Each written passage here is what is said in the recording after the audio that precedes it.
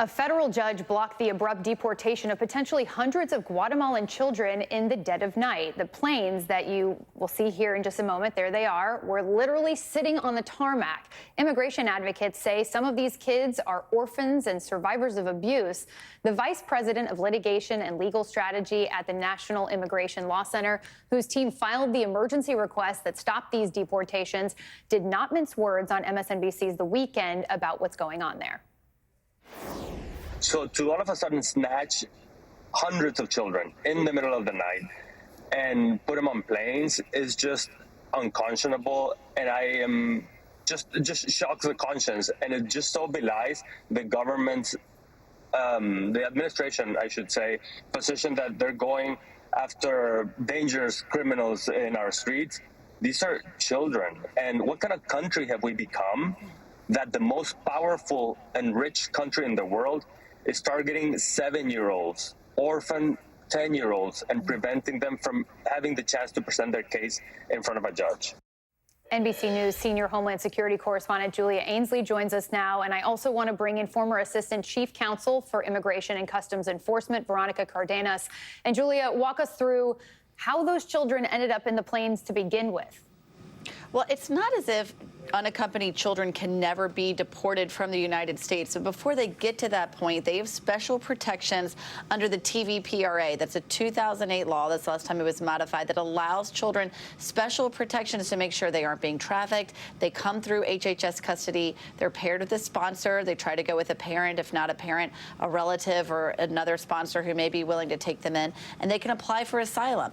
At this point, the Trump administration tried to stop that process from going forward by taking what could be, we understand, up to 600 children and deport them to Guatemala before they could be sent to a sponsor, or whether they could have the opportunity to seek asylum, which we know has historically been easier for children who cross the border unaccompanied. And so what's happening in this case is the judge has said they need to be able to pursue their asylum claims. The Trump administration is saying that these children do not have parents in the United States.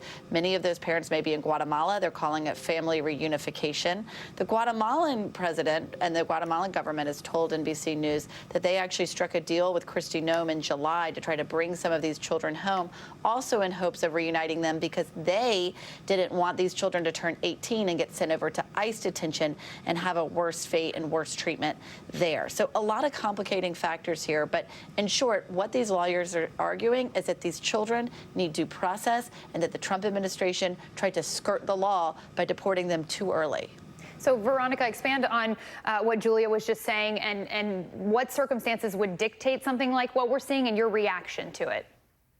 Right. So my reaction to this is just horrible, because if Noam was having these discussions since July, why do this in the middle of the night on a holiday weekend? And the answer is simple: to circumvent the legal process that has already been in place. Children, unaccompanied minors, is anyone under the age of 18.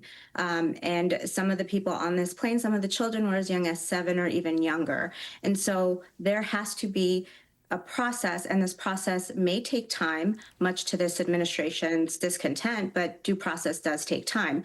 And so many of them do fear returning to Guatemala, and they should be given the chance to make that case before an immigration judge.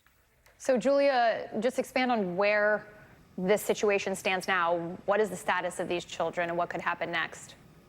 Well, we understand now they've been taken back into Health and Human Services custody, and that they should be able to continue the process of being reunited with a U.S.-based sponsor. But of course, the Trump administration is following a similar playbook. They plan to appeal. They're attacking this judge of essentially kidnapping these children by keeping them in the United States. And I want to read to you something from the plaintiff's attorney describing these children, saying that one of them is a 10-year-old Guatemalan child. She's indigenous and speaks a rare language that's common in Guatemala for these children. She is detained at Urban Strategies in San Benito's children's shelter in San Benito, Texas. Her mother is deceased, and she suffered abuse and neglect from other caregivers. They're making the point here that these children are uniquely vulnerable in the immigration system, that they've been given protections for a reason, and that the Trump administration is trying to cut off their access to those protections by doing this early deportation, and that an early deportation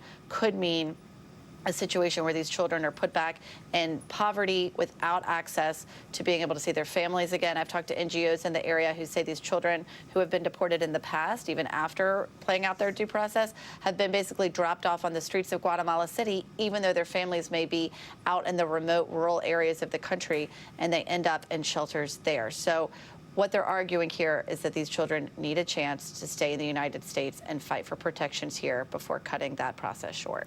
Veronica, we've mentioned the government says that this is an attempt to reunite children with their families, but as you heard there, it may not be so crystal clear. So how do U.S. authorities typically handle a case as sensitive as this when you're dealing with minors? Right, and it is to provide them with the level of assistance that they need, have lawyers who are going to represent the children, who can get their statements. Like we're saying, when we're dealing with children as young as 7, 8, 9, 10, they may not know all of the information that immigration courts are looking for. And that's why it's essential that they have legal representation going through these proceedings. Aside from asylum, there's also other areas of law that protect these children. When they've been abandoned, neglected, or abused by one or more of those parents, that's special immigrant juvenile protections. And so that may also be a process that many of these children can take that leads to permanent residence. And so the government in this case is bound by its own regulations to treat children with the special protections that they deserve and with the dignity that they deserve. All right, Julia Ainsley, Veronica Cardenas, thank you both.